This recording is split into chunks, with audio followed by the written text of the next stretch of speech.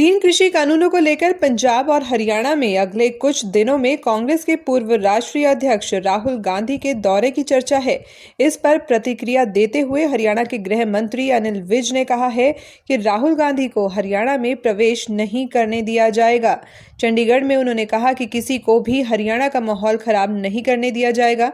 इससे पहले भी सरकार ने कांग्रेस के 2 प्रदर्शनों को पंजाब हरियाणा बॉर्डर पर रोक दिया था। एक सवाल के जवाब में गांधी परिवार पर निशाना साधते हुए अनिल विज ने कहा कि यह परिवार देश में आग लगाना चाहता है। इनको जहां भी मौका मिलता है यह पेट्रोल छिड़कने का काम करते हैं, लेकिन 3 कृषि कानूनों पर किसान भाजपा के साथ हैं। उन्हें पता चल गया है कि 3 कृषि कानूनों से उन्हें अपनी उपज को कहीं भी बेचने की आज़ादी मिली है। लखनऊ की विशेष सीबीआई कोर्ट के बाबरी मस्जिद पर दिए गए फैसले को लेकर उन्होंने किसान कांग्रेस पर भी निशाना साधा। उन्होंने कहा कि बाबरी मस्जिद ढहाने का केस झूठा था और कांग्रेस और तमाम विपक्षी दल जो इसको लेकर प्रचार करते थे, उन्हें आज फैसले के बाद गलियों में चौक पर खड़ा होकर माफी मांगनी चाहिए। पूर्व बीजेपी विधायक और मुख्य संसदीय सचिव के बीजेपी से इस्तीफा देने को उन्होंने कहा कि कुछ प्रवासी पक्षी होते हैं जो हवा चलते ही दूसरी डाल पर छलांग लगा जाते हैं। इससे पार्टी को कोई फर्क नहीं पड़ेगा। सोने से खरी बातें करने वालों को स्वाद भी सोने सा ही खरा पसंद आता है। एक एक चुस्की में सोने सा खरा स्वाद। ACB 24 कैरेट गोल्ड चाय। कभी हुआ है आपके साथ ऐसा कि भूख ना हो फिर भी खाने को मन चाहे? होगा, ऐसा भी होगा जब रसोई से नैनो बासमती राइस की खुशबू आप तक पहुंचेगी। नैनो बासमती राइस सिर्फ राइस नहीं, अपना राइस। बाबरी मस्जिद को लेकर फैसला आया है, 28 साल के बाद ये फैसला आया है जिसमें सभी आरोपियों को निर्दोष ठहराया, बरी कर दिया। आप क्या कहना चाहते हैं? नहीं, बिल्कुल झूठा केस था और कांग्रेस पार्टी को और अन्य विपक्षी पार्टियों को जो इतने साल तक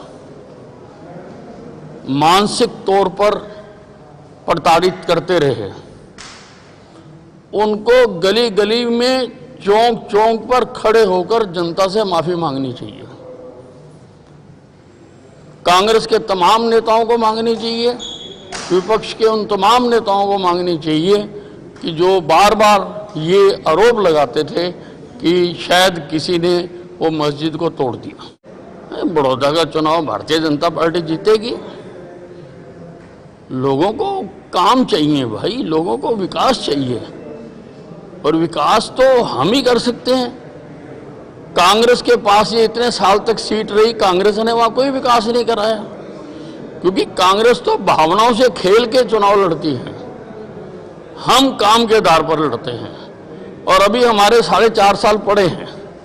हम ही काम कर सकते हैं, कोई भी और कैंडिडेट काम नहीं कर सकता। जनता को काम चाहिए और भारतीय जनता पार्टी ही बड़ौदा का चुनाव जीतेगी। इतिहास में कभी भाजपा की उपस्थिति दर्ज नहीं हुई? नहीं, पहले कभी भाजपा की सरकार भी नहीं बनी थी, अब भाजपा की सरकार है हरियाणा में। देखिए, राहुल गांधी,